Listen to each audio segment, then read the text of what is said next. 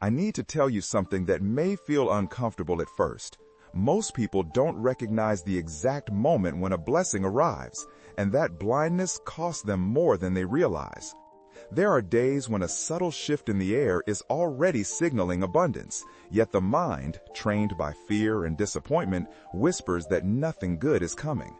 And in that single whisper, destiny bends. I've seen it happen too many times to ignore. I've lived it. And if you're here, something inside you is tired of missing what was always meant for you.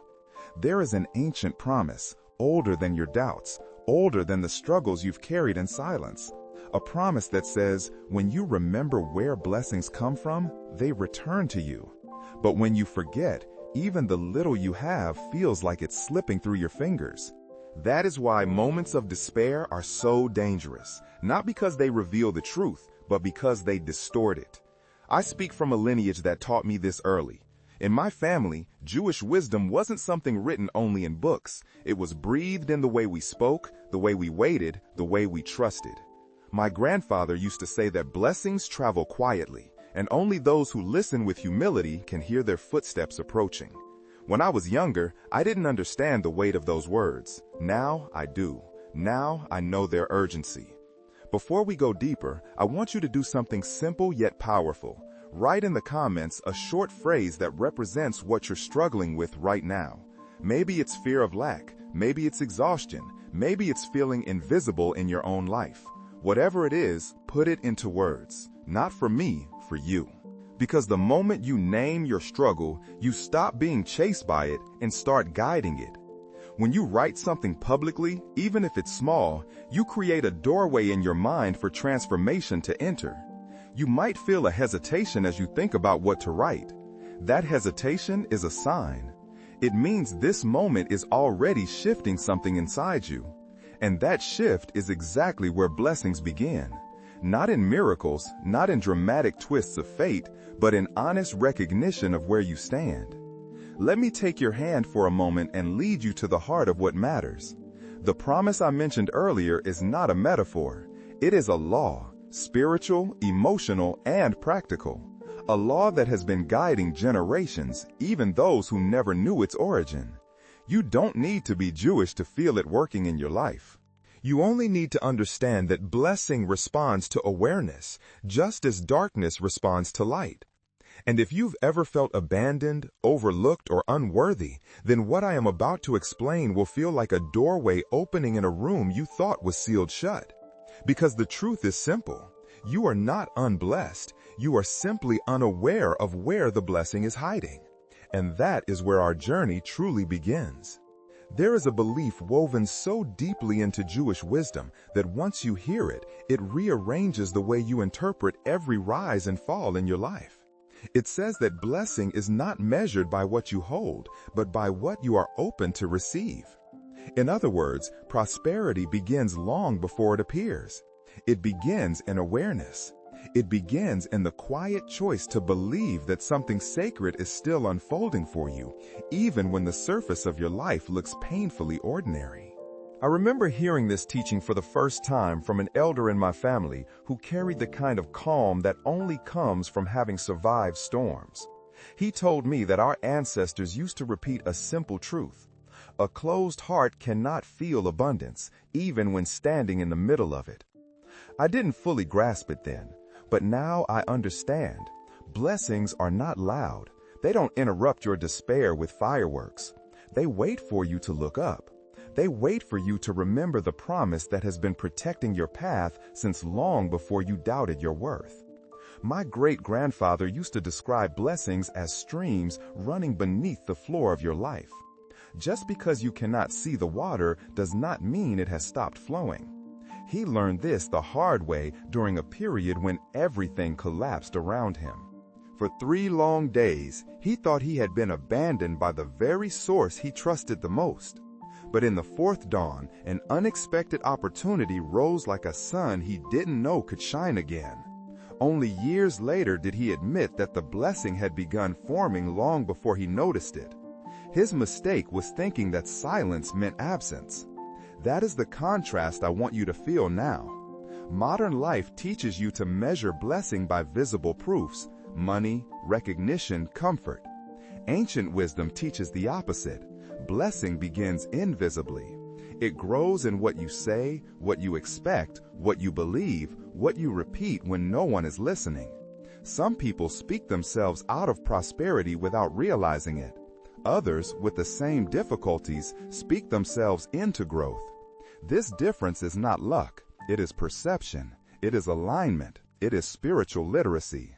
And yet, there is a misunderstanding almost everyone carries, a subtle but dangerous belief that cuts the connection between you and the flow of what is meant to reach you. You might feel it within yourself, a faint tension, a quiet question, a sense that something in your approach to blessing has been slightly off. People rarely notice it until someone names it for them. The truth is, there is a spiritual law at play here, one that determines whether the blessings designed for you can actually enter your life or remain waiting at the threshold. Most people live unaware of this law, and because of that, they repeat the same emotional mistakes generation after generation. And the reason this matters is simple. The very error that blocks your prosperity is far more common and far more hidden than you think. The most common mistake, the one nearly everyone makes without realizing it, is believing that saying "I'm fine" protects them. It sounds harmless, even polite, but spiritually it is one of the most damaging declarations a person can make. When you say "I'm fine" in moments when you are not easing your burden, you are sealing it. You are telling the universe, the divine, and your own inner world that you require nothing, expect nothing, and are prepared to remain exactly where you are. And that subtle resignation becomes the root of invisible suffering. We say it out of habit, out of fear of appearing weak, or simply because we don't want to burden someone with our truth. But Jewish wisdom teaches that words are not decorations, they are instructions. When you say you are fine, you instruct life to stop sending what you need. You shut the door that was meant to stay open. You silence the flow that was already approaching. And in that silence, despair begins to grow like a shadow. I saw this clearly in the story of a neighbor I once admired for his discipline and optimism. He used to tell everyone he was fine, always fine, even when things were falling apart behind closed doors. He believed positivity meant pretending. But in his attempt to look strong, he cut himself off from the people and opportunities that could have helped him. Within 3 painful days, his small business collapsed after a deal he desperately needed slipped away. Not because he lacked talent, but because he signaled to the world that he needed nothing. His silence became his downfall. And when he finally opened up, he admitted something profound. I kept saying I was fine because I thought it made me grateful, but all it did was make me invisible. That confession stayed with me. It revealed a truth I had sensed but never fully articulated. Prosperity cannot enter a place where everything is already declared complete. There must be room. There must be honesty. There must be a recognition of the gap between where you are and where you long to be. Spiritually speaking, "I'm fine" is a statement of closure. It is the emotional equivalent of closing your eyes while blessing stands right in front of you. And the consequence of that closure can be felt quickly, sometimes in as little as a few days, because the universe mirrors back the message you send. You want nothing, so nothing moves. But you are not here to live in subtle stagnation or quiet suffering. You are here to understand why certain blessings stopped arriving, and more importantly, how to reopen the channels that were never meant to be shut. The moment you recognize the harm hidden inside that tiny phrase, you begin to reclaim the power you unknowingly gave away. Yet this is only the first layer of the truth. Because beyond the danger of pretending everything is fine lies an even deeper principle, one that ancient texts whisper with both warning and wisdom. There is a teaching in the Talmud that carries the weight of generations. Be cautious when speaking of fullness, for the vessel that claims to be full cannot receive. At first glance, it sounds poetic, distant, almost ceremonial. But when you sit with it, when you let it echo inside your ordinary life, it becomes unsettlingly practical. It reveals why so many people pray, strive, hope, yet feel as if nothing new ever arrives. It is not that the divine is silent, it is that the vessel is already declared complete. In Jewish thought, every human being is a vessel, a container shaped by desire, humility, awareness, and speech. Words, especially, determine the size of that container. Some words expand it, others shrink it. And among all the words that shrink the vessel, none do it faster than denial. Denial of need, denial of longing, denial of the truth that something inside you is still waiting to grow. When you say, "I'm fine," you create the illusion of fullness, and the flow of blessing pauses, not out of punishment, but out of spiritual logic. Nothing can be poured into what has no space. Translated into daily life, this means something very simple. When you pretend to have no need, you block the arrival of what you actually need. Prosperity responds to honest openness, not to emotional minimalism. Some people live decades with their hands closed around their own fears, wondering why nothing new enters those hands. It is not because they are unlucky, it is because they unconsciously speak the language of closure. Imagine holding a cup already filled to the brim. Even one more drop would spill over. It doesn't matter how pure the water is, how refreshing, how necessary. There is no space for it. Blessing works the same way. The universe is generous, but it is precise. It will not overflow a vessel you insist is full. It will wait. Sometimes patiently, sometimes painfully, but always consistently. This is why awareness is sacred. Awareness creates room. Awareness cracks the illusion of fullness and lets light in. So let me ask you gently, where in your life are you declaring completion when your heart is asking for more? Where are you pretending to be strong when what you truly need is support, clarity, or change? Where do you whisper, "I'm fine," in moments when your spirit is quietly crying out for expansion? You don't need to answer aloud. Just let the question settle. Feel the places in your life where you've been holding your breath. Feel the weight of pretending. Feel how tired you are of being your own barrier. That fatigue is not weakness.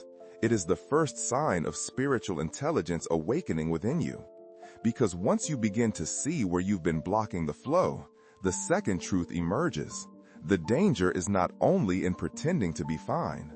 There is another mistake, subtler and far more seductive, that pulls people into stagnation even when they finally acknowledge their needs. The second mistake is so familiar, so deceptively comfortable, that most people don't realize they've fallen into it until life shakes them awake. It's the moment when you stop paying attention because something finally starts to go right. The moment you relax too soon, convinced that the worst has passed and the path ahead will now unfold without resistance. It feels innocent, almost natural, but spiritually, it is a surrender of vigilance. It is the quiet belief that victory maintains itself. And nothing sabotages prosperity faster than assuming you've already won. My grandfather used to say something half joking, half warning. A crocodile that sleeps becomes someone's handbag. I laughed the first few times I heard it, but as I grew older, I began to understand the depth inside that humor. The moment a living creature believes danger has ended is the moment it becomes prey. In spiritual terms, complacency is not rest. It is vulnerability dressed as comfort. Psychologically, this mistake has a very clear mechanism. When you feel a small improvement, an unexpected payment, a week of emotional calm, a gentle break in the fog, you interpret it as a signal to stop striving. Your mind, exhausted from previous battles, whispers, "Finally, you can relax." And so you do. You let go of the practices that grounded you. You stop the words that kept you aligned. You shrink your awareness back into old patterns. Not because you are weak, but because the mind mistakes relief for completion. בחוכמת ייזדום אבל, גרופי המושתן הסמוך motion, a continuous gentle leaning forward. Life rewards those who stay awake, attentive, and responsive to the subtle shifts around them. When you stop moving, you send a message to your inner world, we have reached the destination. והמומנט שהמסאג' הזה הוא delivered, הmind stops seeking opportunities. Spirit stops expanding. The energy around you grows still, and what was once progress slowly becomes stagnation. You may have felt this before. A season when things started improving, and then, without warning, they fell apart again. It wasn't randomness. It wasn't bad luck. It was the universe responding to the signal you unintentionally sent, that you had no further need to grow. Blessings, like rivers, follow motion. When motion stops, the river redirects itself. But here is the part most people overlook. This mistake rarely feels like a mistake. It feels like peace. It feels like a breath after months of holding your lungs tight. That's what makes it dangerous. You don't recognize that you've stepped out of alignment until the consequences arrive. And yet, noticing this pattern is already a form of awakening. Because once you see how easily comfort becomes captivity, you begin to understand the necessity of staying spiritually awake even in gentle seasons. Awareness doesn't require tension, it requires presence. Still, beneath the trap of pretending you're fine and the seduction of early relief lies a third truth, one far more subtle, far more uncomfortable, and far more powerful. A truth that exposes the biggest lie people tell themselves about blessings. The third mistake is the most dangerous because it hides inside a lie that feels comforting. The belief that everything is supposed to be smooth when you're blessed. People imagine that divine favor arrives wrapped in ease, clarity, and certainty. But Jewish wisdom insists on the opposite. Blessings rarely appear as blessings at first. They arrive disguised as responsibility, discomfort, transition, or unfamiliar opportunity. And when you reject these forms, thinking they are obstacles, you unknowingly reject the very prosperity you've been praying for. This is the lie, that peace means the absence of challenge. It's a soothing thought, but it quietly distorts your understanding of growth. When something difficult shows up, your first reaction might be, why is this happening to me? I must not be blessed. But spiritually, that moment is often the birthplace of expansion. What looks like disruption is actually construction. What feels like a burden is often the doorway to the next level of your life.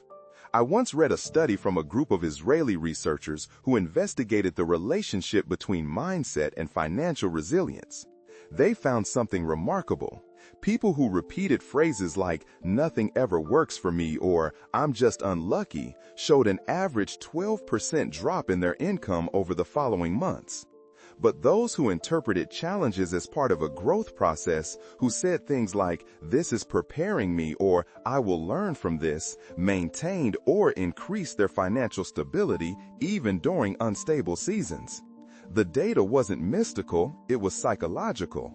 But the truth behind it echoed ancient teachings perfectly. Because when you believe hardships mean you are unblessed, you shut down.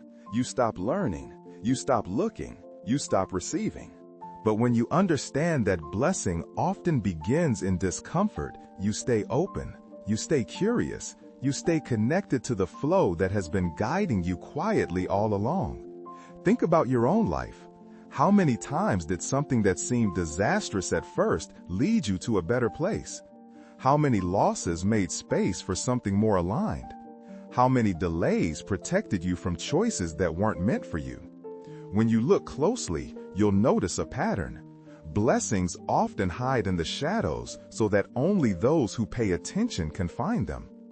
This is why the third mistake is so severe, not because people fail to see blessings, but because they misinterpret the signs that blessings have already begun. They think the shaking is a punishment. They think the change is a threat. They think the discomfort is a sign of abandonment, when in truth, it is the gentle pressure of transformation. Once you understand this, hope returns, not as a fragile wish, but as a steady awareness. Because if blessings can hide inside challenges, then nothing in your life is wasted. Nothing is random. Nothing is proof that you are unworthy. And when that realization sinks in, something shifts inside you, something that prepares you for the revelation you've been moving toward from the beginning. Now that you understand how easily blessings can hide behind illusion, it's time to reveal the formula that unlocks their flow. For generations, my family whispered it like a quiet inheritance. 3 simple words that realign the heart, sharpen awareness, and open the spiritual channels that hardship tries to close. But before I share it with you, I want you to feel the weight of anticipation, because this is not just a phrase, it is a posture. A way of standing before life that invites the divine to move again. You see, most people wait for clarity before they speak words of gratitude. They wait for the breakthrough, the paycheck, the resolution. But in Jewish wisdom, gratitude is not a reaction, it is a builder. It reaches into the unseen and shapes what has not yet arrived. Gratitude is the hammer that constructs tomorrow. And when you pair gratitude with action and action with growth, you create a path for prosperity that cannot be easily interrupted. So here is the formula: tender, powerful, and deceptively simple. Thank God I am working and I am growing. These are not just words. They are orientation. They are declaration. They tell the universe, the divine, and your own subconscious that you are moving, expanding, reaching for more, even if your steps feel small or uncertain. Let's break it down gently so you can feel each layer of its effect. Thank God is the anchor. Gratitude calls blessing by name. It signals humility, openness, and recognition that you are not walking alone. Gratitude awakens spiritual magnetism.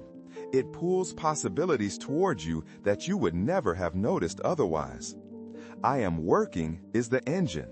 It affirms movement, effort, involvement in your own transformation. Prosperity does not flow toward those who wait passively. It flows toward those who participate in their becoming. Even the smallest action can redirect destiny. I am growing is the expansion. Growth is not perfection, it is direction. When you declare that you are growing, you speak life into your evolution. You tell your inner world that progress is happening, even in seasons of stillness, even in moments of uncertainty. Growth is what keeps the spiritual vessel open. Together, these 3 parts create a sacred formula that reshapes reality from the inside out. Gratitude opens the door. Action steps through it. Growth builds the room you will soon inhabit. But a formula is only powerful when it is lived. So I want to invite you into a small practice, simple but transformative. Set a daily reminder on your phone at 9 in the morning with this exact phrase. Not as superstition, not as ritual, but as alignment. At 9, pause for a moment, breathe deeply, and speak these words as if you are giving your day its assignment. This practice creates rhythm, and rhythm creates results. Slowly, quietly, you will begin to sense opportunities where before you saw obstacles. You will notice blessings forming in places you once overlooked. Because when you speak these words consistently, you begin to live them. And as you live them, the stories of others who walk this path before you begin to echo. Stories that prove how a simple shift in language can reshape an entire destiny. There is a woman whose story I carry with me as a reminder of how quickly life can transform when the inner language changes. Her name is Donna Luzia, a quiet soul with hands that told the history of a lifetime of work. For years, she lived inside a cycle of scarcity. Never enough time, never enough money, never enough hope. She spoke about her life the way someone describes a fading photograph, gently but with resignation. Every setback became a confirmation of her belief that blessings simply weren't meant for her. But something shifted the day she heard the very formula you now hold in your hands. At first, she resisted it. It felt too small, too simple. 3 words of gratitude, 2 declarations of movement. How could that change a story rooted in decades of struggle? Yet something inside her whispered that nothing else had worked, and perhaps this simplicity was the doorway. She began softly. In the early morning, before the sun rose, she would whisper, "Thank God, I am working and I am growing." Her voice trembled the first week, as if the words didn't fully believe in her. But by the second week, her tone carried a different weight, a sense of possibility, a hint of awakening. Before she spoke the formula, her life looked like this: bills piling up, clients disappearing, energy fading beneath the weight of routine. But within a short time, almost imperceptibly at first, small openings began to appear. A neighbor asked for help with a service she used to offer years ago. A distant cousin recommended her for a small job. A local shop owner mentioned needing someone reliable. Nothing miraculous, nothing dramatic, but everything meaningful. Each opportunity was a seed. And because she was now repeating, "I am working," she accepted these seeds without hesitation. Because she was repeating, "I am growing," she approached each moment not as survival, but as expansion. And because she was saying, "Thank God," she met every change with humility instead of fear. Slowly, her life began to shift from surviving to building. 3 months later, her income had doubled. 6 months later, she had more clients than she could handle alone. A year later, she had trained 2 younger women to help her, creating not only a livelihood for herself, but opportunities for others. When asked what changed, she didn't list strategies, plans, or connections. She smiled softly and said, "My words moved first. My life followed."